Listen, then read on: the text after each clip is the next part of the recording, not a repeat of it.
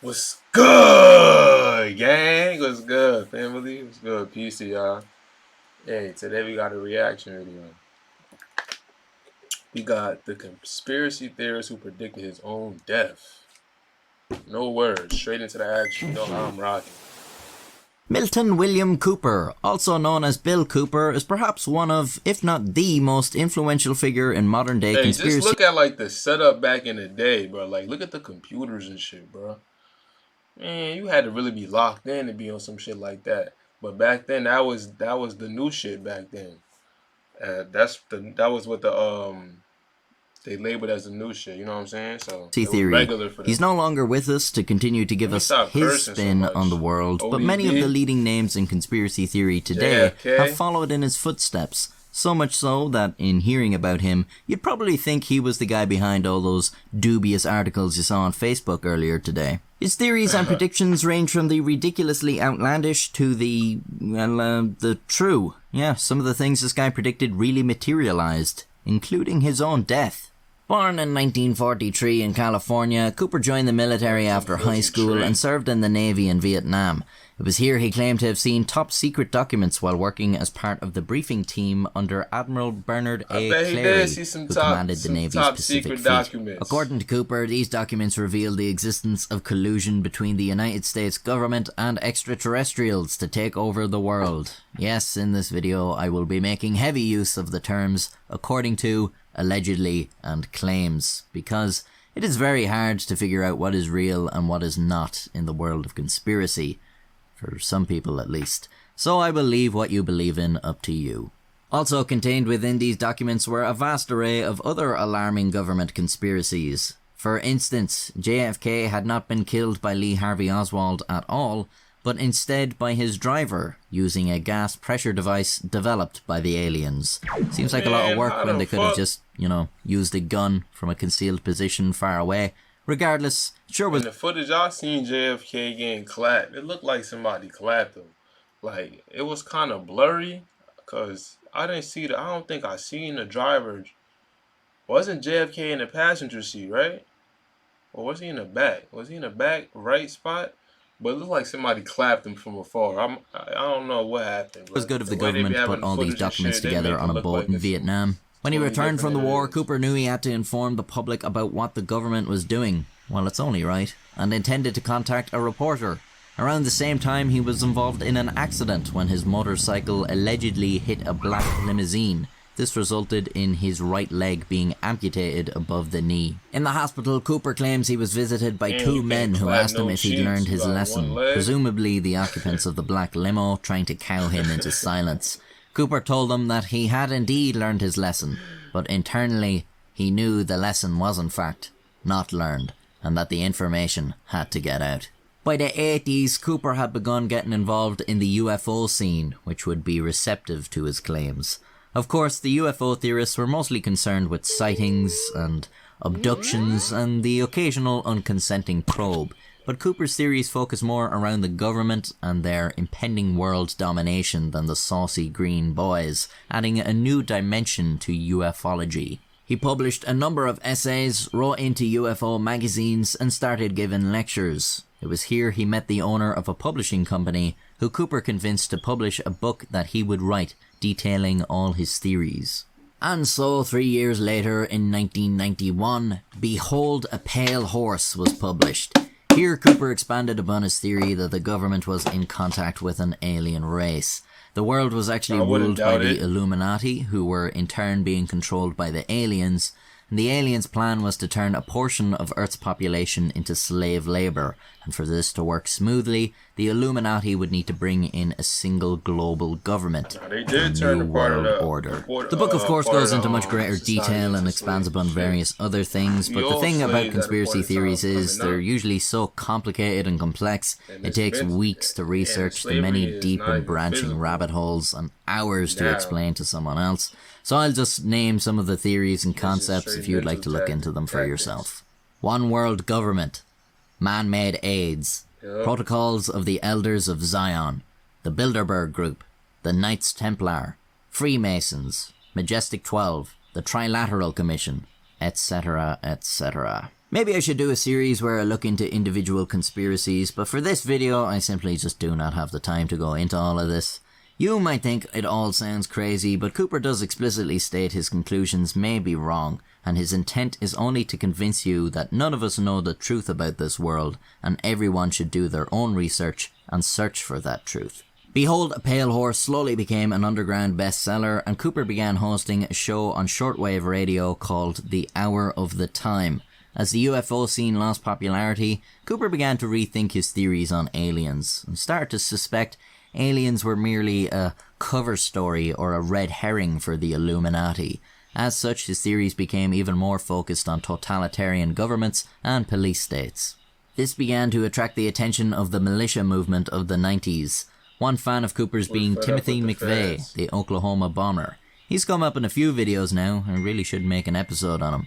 Anyways, after the Oklahoma bombing, FBI agents came to Cooper's house to ask him some questions, as McVeigh had ordered a videotape about the Waco siege from Cooper.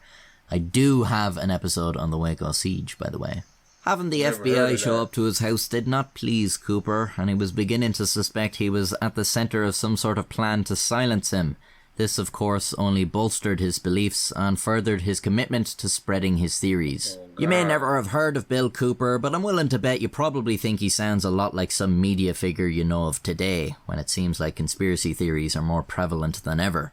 Bill Cooper was like a forerunner to people like Alex Jones. Ironically, the two had a little feud after Cooper said Alex Jones' theories were bullshit. Now, you may be thinking this all sounds like bullshit, but not all of Cooper's predictions were so outlandish. He noticed the rising trend of prescribing drugs like Prozac and Ritalin to kids and teenagers, and worried it would lead to a rash of school shootings, which in turn would be used as an excuse by the government to take away citizens' arms. That was 8 years before the Columbine school shooting. He also predicted a massive tragedy would occur in the US and the blame would be pinned on Osama bin Laden. That was 8 years before a rash of school shootings, which in turn would be used as an excuse by the government to take away citizens' arms. That was 8 years before the Columbine school shooting. He also predicted a massive tragedy was 8 years before the Columbine school. That was in '99. I'm just looking at the scenery. He looks like he got a little SMG or a machine pistol of a sort. I don't really see no kids unless they on the floor. I just see like a lot of school shooting. He also predicted a massive tragedy would occur in the US and the blame would be pinned on Osama bin Laden. This would lead to war in foreign countries, bombing campaigns, and increased surveillance on American citizens. That was 2 months before 9/11. Maybe that's Laden. This tragedy would occur in the US and the blame would be pinned on Osama bin Laden. This would lead to war in foreign countries, bombing campaigns, and increased surveillance on American citizens.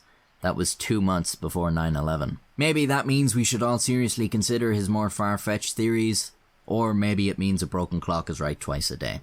Cooper also managed to predict his own death, although that one is a little less impressive considering you kind of have direct control over the outcome. You know, you wouldn't be too amazed if I predicted I'd die a week from now, and then in 7 days I went off to play in traffic.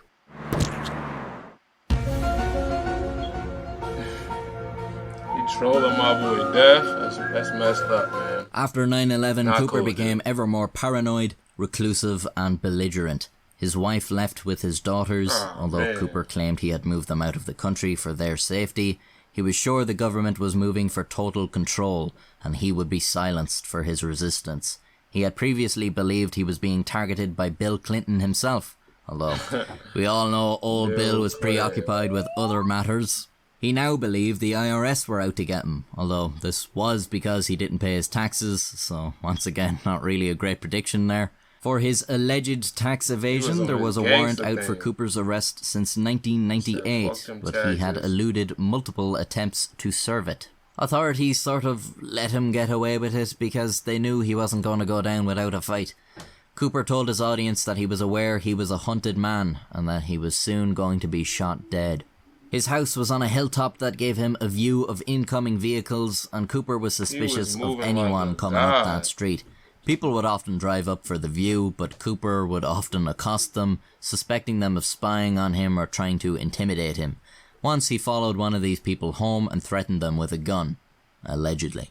And this is when the authorities decided they needed to act. The sheriff's office issued a warrant for Cooper's arrest on suspicion of aggravated assault, but again, they were worried about Cooper's volatility, allegedly. In November 2001, they decided they would draw Cooper out by posing as another annoying group of people around Cooper's property, parking their car not far away and playing loud music.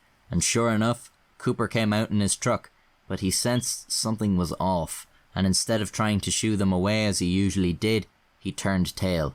The deputies gave chase. Allegedly.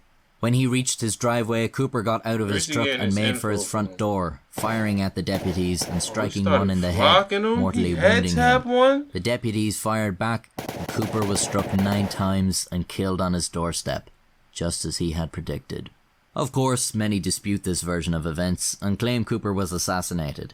Indeed, his death galvanized his support and cemented his legacy as a martyr. Even his old nemesis Alex Jones would go on to praise him as a genius, saying he looked into his work after his death and found it to be amazing. And then I listened to Bill Cooper, and it was like incredible stuff about 9/11's coming and like all this really smart stuff. And I was like, God, I know this guy was this smart. And that's the tale of Milton William Cooper. Whether you think he was a paranoid crackpot or a revolutionary is up to you. Maybe you'll go off and investigate his conspiracy theories in more depth, or maybe you'll dismiss the whole thing as nonsense. The only thing I can guarantee is both sides will somehow find something to attack me for in the comments. Fucking pissants. All that's left for me to say is, if you'd like to see more absolutely Hey, like the rabbit, like once you really start going down a rabbit hole and learning how the truth, how tucked it is, and you can't really like, like they got it set up to like once you start spreading that, the masses gonna think you crazy. Like you could see he started, the rabbit hole was fucking up his head. He think everybody that was coming to drive up his driveway, they was they was one of them niggas, you know what I'm saying? Somebody plotting, you know what I'm saying? That's what the rabbit hole will do to you. It'll just have you always on, always alert, extra alert, suspicious about everything. But if that's really how he died, man, we might have to build him a statue, bro. If he died trying to get low from them peoples, the government, hopped out his whip, started flocking at them first, head tapped one, and then they gave him 9 shots. He's a god, bro. All my respect. He put out some truth. It ain't always 100% truth. I don't think it's possible for one person to know 100% truth. But he was putting his work in. He putting in them hours. He was giving lectures. He was just trying to put out the truth, man. So I rocks him, bro. But yeah, y'all drop y'all comments on how y'all feel about this video. I'm definitely gonna have to look into some more because I ain't know he was pulling up on, you know what I'm saying? I ain't know, like, I said he had a warrant for his arrest for like some years. If that was a black man, they would have been on his head, bro. You ain't having no warrant for years, and the police ain't finna find you some way, somehow, my nigga. He got his privilege right there. But yeah, like, share, subscribe, and all that. Tell me how y'all feel about this video. Y'all stay up, family. Peace.